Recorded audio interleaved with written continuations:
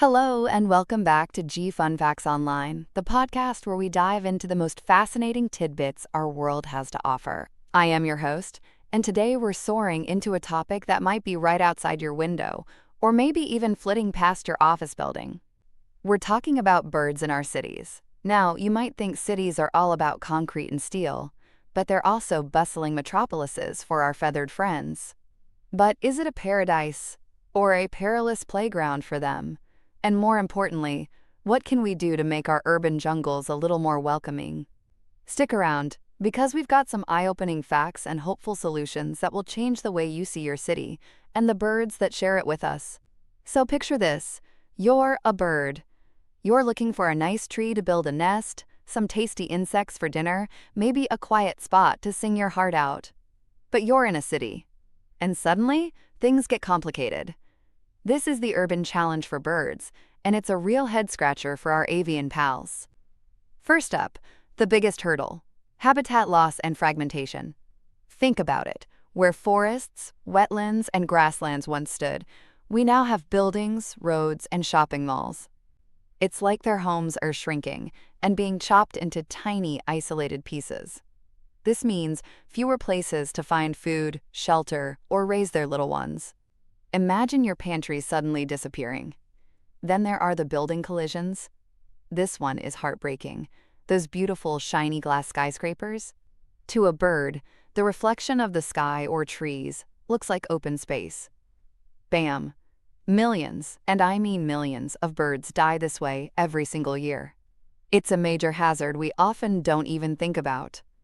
Ever tried to sleep with a bright light shining in your window? Now imagine you're a migratory bird, navigating by the stars. Light pollution from our cities can completely throw them off course. They get disoriented, exhausted, and can even collide with buildings or become easy prey. It's like their GPS just went haywire. And what about the noise? Noise pollution isn't just annoying for us.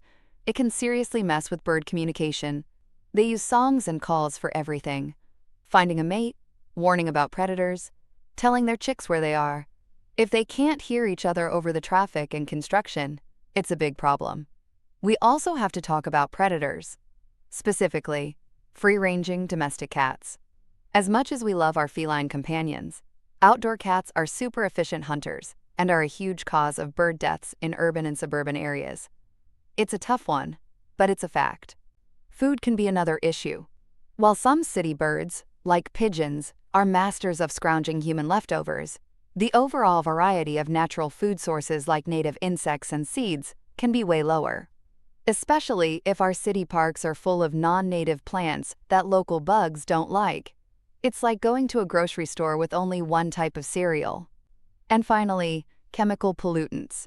Pesticides and other chemicals we use in our gardens and parks can directly harm birds or wipe out their insect food supply. Not so fun for them, right? Okay, that sounds pretty grim, doesn't it? But hold on to your binoculars, because here at G Fun Facts Online, we love a good solution segment. There's a whole flock of amazing strategies for creating bird-friendly cities, and it's incredibly hopeful. First and foremost, we need to integrate green and blue spaces. This means more parks, more gardens, more street trees, and more access to clean water bodies like rivers and wetlands. And here's a key tip. Planting native vegetation is a game changer. Native plants support local insect populations, which are a five-star meal for many birds. Even small connected green patches, like little leafy stepping stones, can make a huge difference for birds navigating the concrete maze. Next up, bird-friendly building design. Remember those deadly glass collisions? Architects can use clever tricks like fritted glass, which has a subtle pattern, or patterned glass, or even install special films or external markers. And let's talk lighting again. Reducing unnecessary outdoor lights, especially during migration season, and making sure lights point downwards can be a lifesaver for those night-flying birds. Community engagement and citizen science are also super important. When people learn about the challenges urban birds face and get involved, amazing things happen. Citizen science projects, where folks like you and me help collect data on bird populations, give researchers valuable info, and make us all feel more connected. Ever heard of Lights Out programs? They raise awareness about light pollution, Simple but effective. Then there's sustainable urban planning. This means thinking about biodiversity right from the start when new developments are planned. We're talking about creating wildlife corridors to connect those fragmented habitats, protecting existing natural areas, and setting up buffer zones between city sprawl and sensitive ecosystems.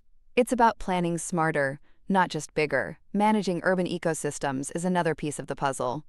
This involves thoughtful landscaping with lots of different types of native plants. Think layers of vegetation, like a mini forest. And guess what? Even leaving dead trees, if they're safe of course, can be great. They provide nesting spots and food for insect-eating birds. Who knew? And finally, reducing other threats. This includes promoting responsible pet ownership. Keeping cats indoors or in cool outdoor enclosures, sometimes called catios, can save countless bird lives. And cutting back on pesticides in our parks and gardens? That's a win-win for birds and their food sources. So why go to all this trouble? What are the actual perks of having more birds in our cities? Oh, let me tell you, the benefits are fantastic. First, enhanced biodiversity. More birds mean a richer variety of life in our cities, contributing to healthier and more resilient ecosystems. It's like adding more instruments to an orchestra. The music just gets better. Birds are also busy little workers providing ecosystem services. They help with pollination, they disperse seeds to grow new plants, and they control pest populations. Free pest control? Yes, please.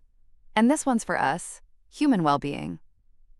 The presence of birds and nature in cities is scientifically linked to better mental and physical health. Listening to birdsong, watching them flit about, it can reduce stress and make us feel more connected to the natural world. It's like a little dose of nature therapy right in our backyard. Birds also provide amazing educational opportunities. Urban wildlife makes nature accessible, especially for kids. It's a chance to learn, to explore, and to spark a lifelong curiosity about the world around us. Finally, bird populations are fantastic indicators of environmental health.